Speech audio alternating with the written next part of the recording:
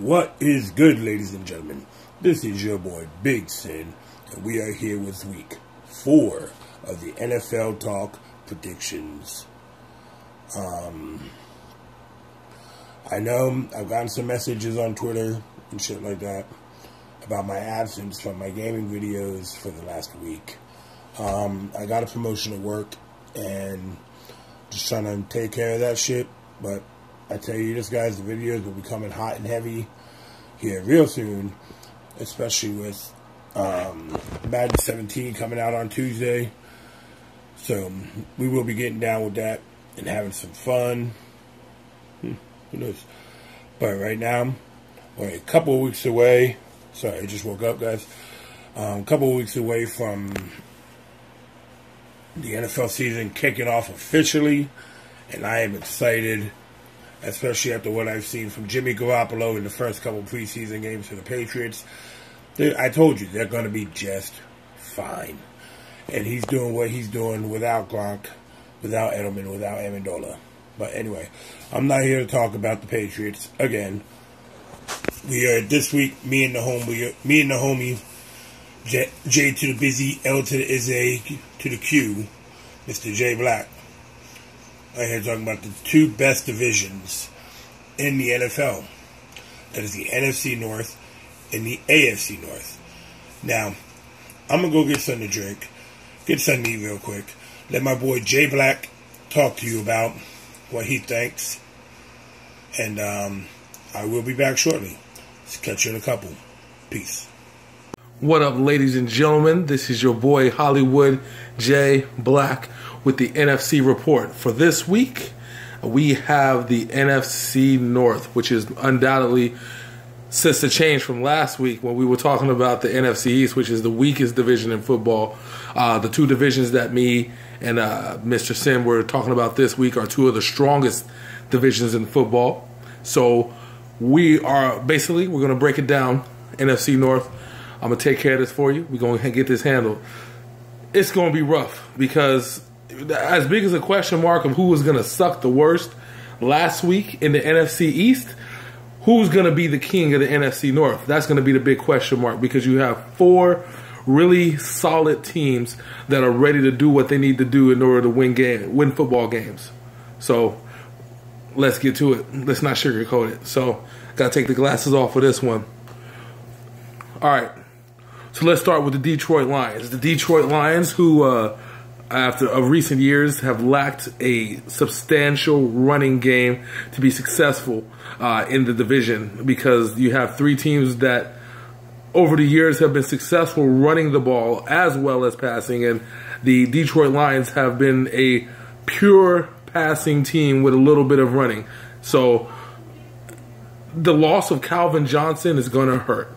Yeah, they picked up Anquan Bolden, but Anquan Bolden is no Megatron by any means whatsoever. So now you have to what is Matt Stafford going to do? Matt Stafford has nobody to bail him out in these situations. I have no doubt that he's a good quarterback. That's not the case. None of his receivers are going to be receiving double teams. So depending on how accurate Matt Stafford is, he's either going to be show that MVP status that he had a couple years ago, or he's going to be pulling Brett Favre at his worst. And you know he's a gunslinger, so we're just going to have to see what happens with that. Next on the list is Chicago Bears. Chicago Bears have been a big question mark because you think they get it right, and Jay Cutler just can't seem to put it together. Now, the loss of Matt Forte is going to hurt because while the Bears ran the ball as well as they did passing, Matt Forte was similar to Larry Centers. I don't know if you guys remember him or not, but he was really, really essential in the Cardinals and Patriots passing game of yesterday. And Matt Forte was that type of guy. So the loss that the Bears are going to have, we're going to find out what exactly that's going to entail. So, but Jay Cutler, when he wants to play and when he's focused, is a very dangerous quarterback. When he doesn't want to play, you have what you have last year, and that's just what it is. So there's that. Next on the list is the Minnesota Vikings, the Cinderella team of last year, who nobody expected to go 10-6 and slide into the wild card of the playoffs, especially with everything that happened with Adrian Peterson the year before, nobody really expected them to be where they were at. But I kind of knew after watching them the year before, where they almost made it to the playoffs under Teddy Bridgewater, when they slid to that 8-8, 9-7. I can't remember what record it was, but they slid right in, but just did not make it. So I expect real good things out of the Minnesota Vikings. I mean, as long as Adrian Peterson is healthy, and they've added a weapon or two on the offensive side to help out Teddy Bridgewater, they're going up. They're going up. And last but not least, of course, is the football Green Bay Packers at the frozen tundra of Lambeau Field. Shout out to Chris Berman. The Packers are still the kings of that division. And now that they have a healthy Jordy Nelson, that just means that Aaron Rodgers is even more dangerous. People really underestimate how good Jordy Nelson was and what Jordy Nelson meant to that offense. And yeah, Aaron Rodgers have to spread it out a little bit more, but they had injury on top of injury on top of injury last year in the receiving core. Eddie Lacy not performing to where he needed to be, but he's lost some weight. He's been doing his P90X joint, and, he shedded off some pounds, but now you have, again, a healthy Aaron Rodgers. You have a healthy, full receiving core. There is no reason why the Packers should not be the kings of that division. The only side to that is that they have to play Detroit, Chicago, and Minnesota 2 times a year. That's 6 games. And you could probably assume that given how familiar each team is with that team, then you might be seeing some surprises there. You might be seeing Packers might be taking some L's. So, but if they stay on point, they'll still be the kings of that division. So let's get down to it. Let's talk about who is going to be where they are from the bottom to the top. I think the Chicago Bears are going to be at the bottom of the division, but I think they're going to be at the bottom of the division with a 7-9 record. They're able to pull out wins. And again, Jay Cutler is the mercurial person. So we don't know what Jay Cutler is going to step on the field on a week-to-week basis. So if you get 50-50, I think that Jay Cutler, it will pull out a 7-9 season again, but it's not going to be enough to make the playoffs. But I think their bottom of the barrel is going to be 7-9. Next on that one, I think the Detroit Lions are going to be tied with them at 7-9. Maybe they could go 6-10, but I see them tied with the Bears at 7-9. That's really, based off of the loss of Calvin Johnson and how they're going to do this offense to make sure that everything is good. How they're going to incorporate Anquan Boldin, and hopefully they can find a running game somewhere under a rug somewhere, maybe in the back of a locker room, maybe in the Ray Rice elevator. Who knows? Who gives a shit? But 7-9, 6-10, 7-9 area, and I think that both the Bears and the Lions will be around that 6-10, 7-9 area, and they'll round out the division again. Next, you have the Minnesota Vikings, who I think will improve from last year's record. They might mess around, go 12-4. Based off the schedule alone, if they can pull out, if they can pull out the majority of wins in their division, let's say if they beat the Bears twice, they beat the Lions twice, and they split with the Packers. If they could do that, based off the schedule that I see, I could really see the Vikings fighting for the lead, the division winning spot, and hopefully fighting for a first round bye. Because then you have the Packers, who I believe are easily a 12-4, even a 13-3 team. Because even at full strength, the Packers are the most dangerous team in the NFC right now. Point blank, period. They're good on defense. Corner-wise, they're good. Well, let me rephrase that. Their linebacking core and their corners are decent. The scheme that they run is better than the personnel that they have. So it's worked. As long as Aaron Rodgers can put up points, they're dangerous. But I'm figuring the Vikings and the Packers are going to be fighting for this top spot. 12-4, 13-3, very easy. It's going to be a rough one. Who's gonna win it out? That's going to be up to them. But all I can tell you is my predictions. So, and I know Mr. Sin, you got the AFC North on deck. So I'm going to tell you from the bottom to the top. It's going to be very simple. Ooh. Baltimore is going to be 6-10. They're not as good as they used to be. And you're going to really find out how bad they really are this year. I think the Browns are going to sneak in with an 8-8 record. Yeah, you heard me. I say the Browns are going to sneak up with an 8-8 record. And I think you're going to see the resurgence of RG3. He done dished his old white girl, got himself a new white girl, calling her Bae. You know what I'm saying? He good. I think he's going to lead the 8-8, and it's going to lead to some good potential. Maybe some free agents want to come to the Browns. Okay. Pittsburgh Steelers going to run that division. That's it. Actually, no. Let me rephrase that. Let's scratch everything I said. Baltimore's still going to be at the bottom end of that division.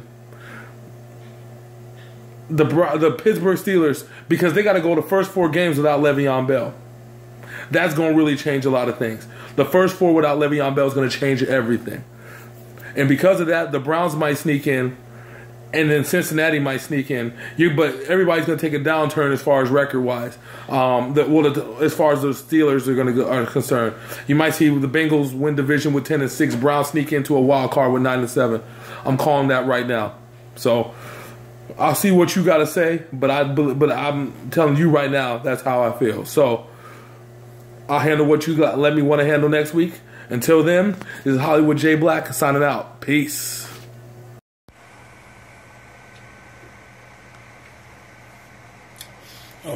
Hey, what's up, guys? Yeah. So, J-Blaq, I think this thing with the football is going to work out. And, we're going to start that wrestling talk this week. We got NXT Brooklyn, which was yesterday, SummerSlam tonight, Raw, then SmackDown. So, yeah, we're going to start that shit. And those videos for the wrestling, if you want to hear about the wrestling talk, that'll be between me and J-Blaq. Those videos will be posted on Thursday evenings. Probably starting, not this week because we got to get it ready, but next week. So, be on the lookout for those. And also, before I make my prediction and start running my yap about these 2 divisions, the NFL talk videos have been posted on Sundays. But once the season kicks off in full effect, these videos, sorry about that, my big ass hand was like, rawr. Anyway, these videos will be coming out on Tuesdays, where we will talk about the games, we'll talk about the winners and losers, if there's any major injuries, or any big surprises week by week. So, this will be a season-long thing. And it's going to be fun. We have some insights and our thoughts, my thoughts, and J-Blaq's thoughts, if he feels like continuing to do this across the NFL season. All right, let's get into it. Now, the NFC North, my boy, you're right. Jay Cutler, who the hell knows? Homeboy plays like garbage. But don't forget, he also lost Martellus Bennett to the Patriots. Yes, Martellus Bennett is an elite tight end. Jay Cutler just never threw him the damn ball. And if you read the interview between him and his brother, talking about Jay Cutler, you learn a lot. Matt Forte went to the Jets. Jay Cutler lost a lot in that thing. And to me, he's not elite. He's like Ryan Tannehill to me. Probably with a better arm. He's a gunslinger like Stafford. But because of him and what I've seen in the preseason from the Bears so far in the first 2 games, I don't think they're going to be that good. Detroit lost Megatron, but they still have Golden Tate, who broke out last year. The running back situation, like J-Blaq said, is a little iffy. Cum sa. You never know what you're going to get. The last decent time they had a running back was Reggie Bush, who got injured halfway through the season. They're in trouble. They really are. Matt Stafford, I'm sorry, man, but hopefully you don't get hurt this year. The Minnesota Vikings and the Green Bay Packers. the two teams who are legitimate beasts in that division. One has one of the greatest running backs of all time. The other has a future Hall of Fame quarterback. Now, last year, due to injuries, Jordy Nelson was unable to play. Aaron Rodgers did not look like Aaron Rodgers quite a lot last year because he was telling everybody to relax. Well, homeboy should have just shut up and played. Just my opinion. And I'll give it to you. You guys, was it last year that Des Bryant did not catch that ball, but all the Cowboys fans said he did, but he didn't? I don't know. I can't remember. No, the Cowboys were garbage last year. The year before that, never mind. Forget I even said that. So, the pecking order in that division, in my opinion, I believe it'll be the Minnesota Vikings at 12-4. The Green Bay Packers at 12-4. Minnesota, having won the tiebreaker, will win that division because the Packers will lose to the Bears because they always seem to lose to the Bears in Chicago. And they also lose to the Vikings. Possibly at home. I'm going to call that right now. But, okay. So, and then the Bears and the Lions are interchangeable for the worst team in the division. I'm going to go with the Bears being a little bit better than the Lions. Just because the Lions need to find themselves. Alright, now let's get to my report this week for what is probably the best division in the AFC, the AFC North. Now, we got some new faces here. We got some old faces here. Start off with the Pittsburgh Steelers. Last year, the defense was suspect at times. Last year, the defense was pretty good at times. Ben Roethlisberger is Ben Roethlisberger. That man, he does some amazing things with the football. I'm not going to talk about what he does outside of the game because, you know, you all heard the stories. And should he still be in the NFL?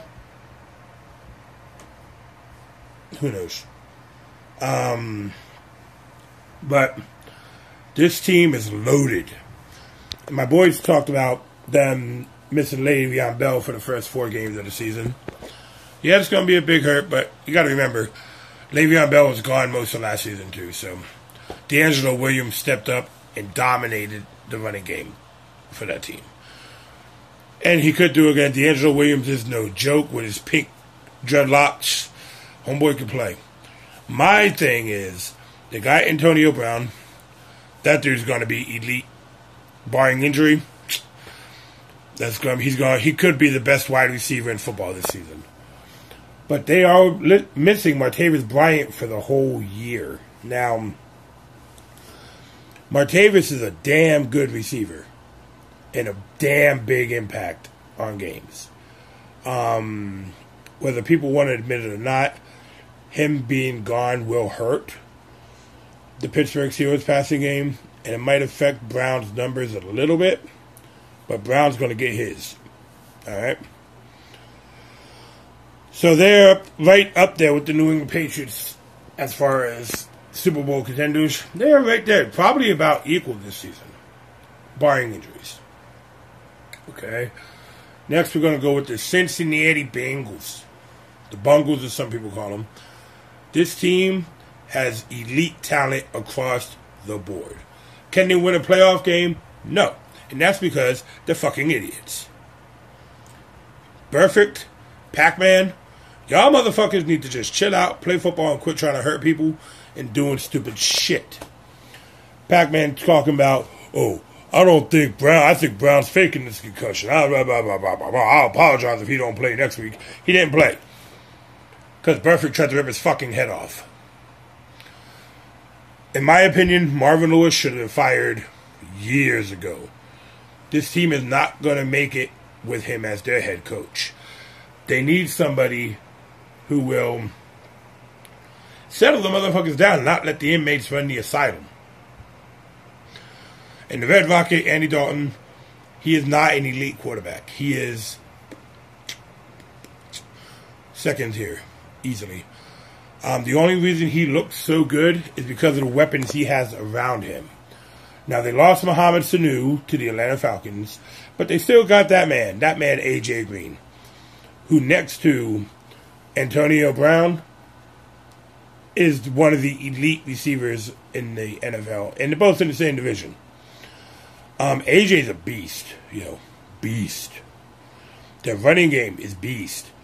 So they're going to be a tough go, but until they get to the playoffs. Because once they get to the playoffs, we're just going to fuck it up in the last 2 minutes anyway.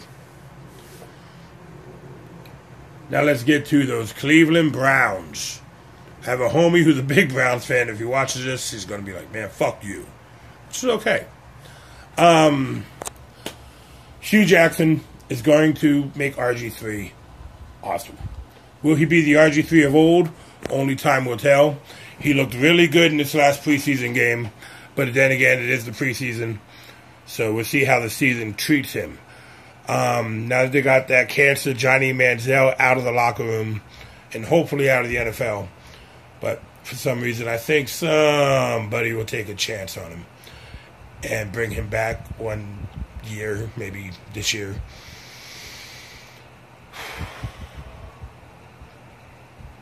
But, yeah. I just had a... they will get back that man, Josh Gordon, after a 4-game suspension. As long as he stays off, as Stephen Smith on ESPN would say, the weed. As long as he stays off the weed, Josh Gordon, in my opinion, is better than Antonio Brown. But he just needs to stay off the weed so he can play. My boy, listen, if for some reason you turn this shit on and watch it, do me a favor. Stay off the weed until you retire, homie.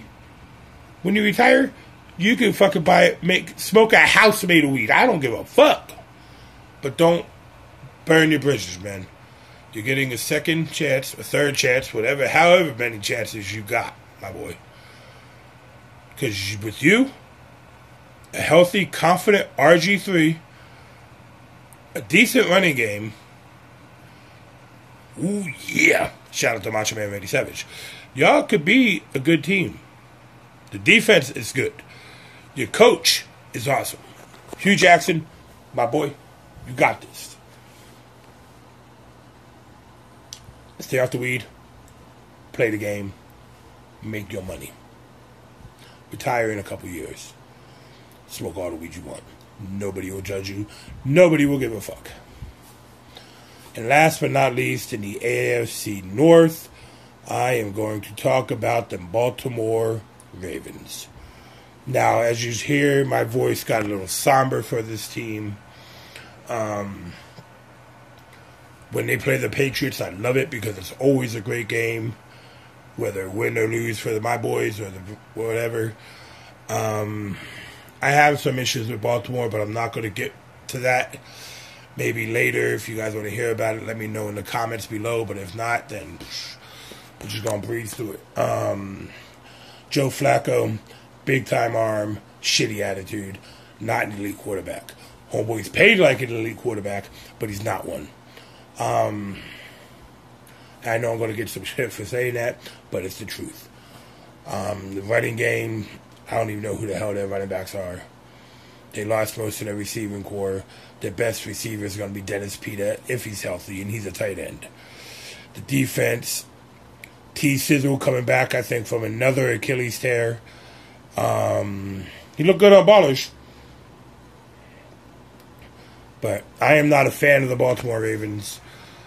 But I will give them respect. They've done what they've done in the past. They don't have the weapons they've had in the past. So I think they're going to take a big step backwards this season.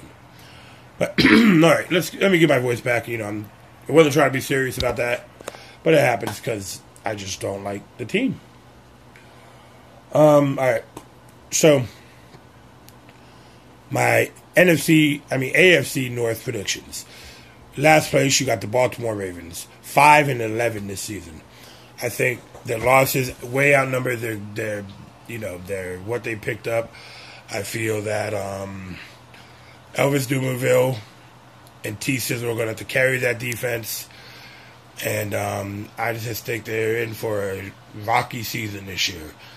Next on the list, you got the Cleveland Browns, who, as my boy said, if they get their shit together, they could sneak in there. But I'm going to go with them at 6-10. They have the unfortunateness of, in Week 5, Tom Brady coming back to the New England Patriots at Cleveland. Everybody knows that man is going to be pissed off because he's been sitting for 4 weeks watching whatever's going on in New England. He's going to come back with a vengeance, and I really feel sorry for that team in Week 5. But you never know. They've had decent luck against the Patriots over the years, so they could beat them. Who knows? Oh, I couldn't even say it with a straight face. Sorry about that. But they will be 6-10. Now we got the two powerhouses in the division. One will be a wild card, the other will win the division, obviously. My prediction, the Cincinnati Bengals will be 12-4. And blow it in the playoffs. Probably against Pittsburgh. Pittsburgh knows how to win in big situations, whereas Cincinnati, not so much. Truth hurts. But it'll set you free, my friends. And hopefully Marvin Lewis gets the fuck out of Cincinnati at the end of the season. But I think they signed into a long-term deal. I don't know. I don't care. He shouldn't be there. And first in the division will be the Pittsburgh Steelers. 13-3 or 12-4. Barring injuries, they could be the top scoring team in the NFL this year. And the Cards play themselves right. And I hope they do. We get that Patriots-Pittsburgh AFC Championship game in the playoffs. Now, my NFC West predictions, you got Chicago on the bottom, 3-13, 4-12. Detroit next, 5-11 or 6-10. Then you have the Green Bay Packers at 11-5. And you have the Minnesota Vikings at 12-4. The Packers, you guys are great. But you guys struggle in Chicago, you struggle at Minnesota, and you struggle at Detroit. That's 3. And I think they will lose one of their non-conference games. 2 of their non-conference games. But my sleepers this season, okay? Here we go with the sleepers. Alright. NFC West sleeper. The Detroit Lions. What if Matt Stafford says, Megatron carried me all these years. He is gone. I got Golden Tate. I got Anquan Bolden, who is a speed burster. I am just going to slang this fucking thing like my name was Drew Bledsoe or Brett Favre. And what if it works? What if the defense shows their potential and plays the way they can play? That team could win the division. Oh my. So in a sleeper pick, out of nowhere, the Detroit Lions, 11-5, make the wild card. The reason they're called sleeper picks is because I'm dreaming when I say them. It's just a dream. Anyway, but the AFC North sleeper pick is a little bit more legit, in my opinion. My boy said it. The Cleveland motherfucking Browns. RG3, if he returns to his things, they could be a wild card team. They really could. Because the AFC is kind of weak right now. You got the Patriots, you got Pittsburgh. Some will put Denver on their level. I won't. Denver's not going to be as good as they were last year. It's just not going to happen. And I know this video has been longer than normal, but it's the last one. Also, I just want to throw in there, I played a short game trial, Madden 17 on the Xbox One. The game, I really enjoyed it. I really enjoy it. I cannot wait till Tuesday. Tuesday, when I get home from work, the first gameplay I do live on this YouTube channel will be Madden 17. So we're going to have some fun with that game. But keep in tuning, keep watching. subscribe, hit the like button, comment, say whatever you want. I don't care. You know, if you got valid football arguments to make, I'll make them with you. We good. I'm sure our boy J-Blaq will make them with you. He good. Okay? So don't be shy. Hit the subscribe button. Like the videos. Check them out. And listen, keep in touch with that wrestling talk coming up in a week or two. And the football videos will be on Tuesdays now after the season. So, just keep it going. Do what you do. Love what you love. Love who you love. Keep on gaming because video games are saving the world. Alright, y'all. This has been your boy Big Sin. That was my homie J-Blaq. We will see you real soon. Deuces.